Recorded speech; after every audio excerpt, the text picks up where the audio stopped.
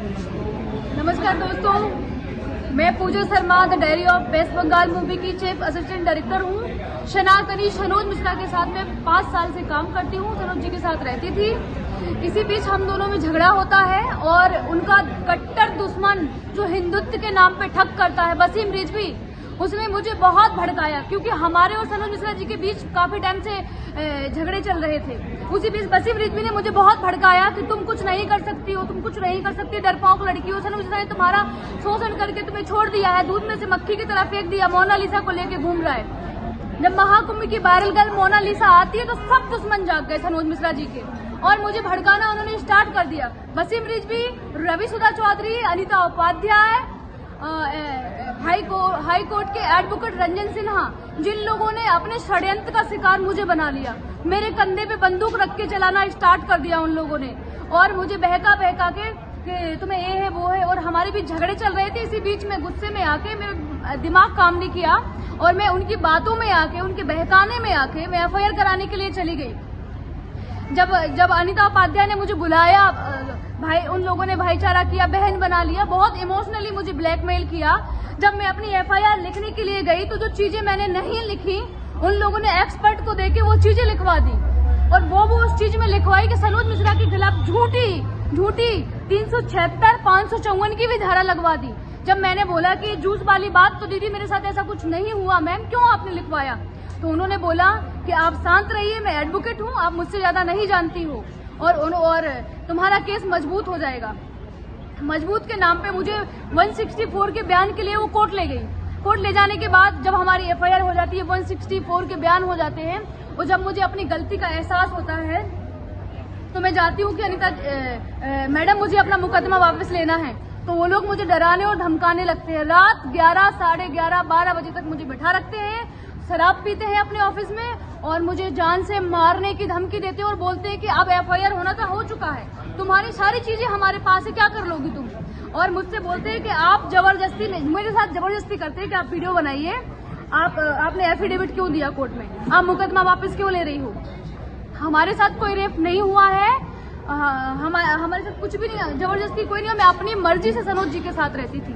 मैं 5 साल से उनके साथ रह रही हूँ। हाँ, थोड़ी बहुत लड़ाई झगड़े हम दोनों के बीच मिसअंडरस्टैंडिंग थी जिसमें लोगों ने और स्वाहा करके आग डाल दी। इन सब चीजों के पीछे बैठा हुआ है वसीम रिजवी, वही आग लगवा रहा है और वही सब कर रहा है। इतना बड़ा षड्यंत्र रचा, मुझे भी फंसा लिया और सनोज मिश्रा को जेल भिजवा दिया। यहाँ तक कि एफिडेविट मैंने हाई कोर्ट में दिया, 30,000 कोर्ट में दिया कि हमारे बीच जो मिसअंडरस्टैंडिंग थी, मैं अपना इनको बेल मिल जाए, इस चीज से हमें कोई दिक्कत नहीं है।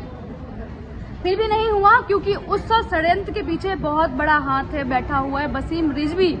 सनोज बिल्कुल निर्दोष है, उसने मेरे साथ कोई रेप नहीं किया और आज पूरे ऑल इंडिया में उसको बदनाम करने की इतनी बड़ी साजिश थी, पूरी दुनिया में उसकी न्यूज चल रही है।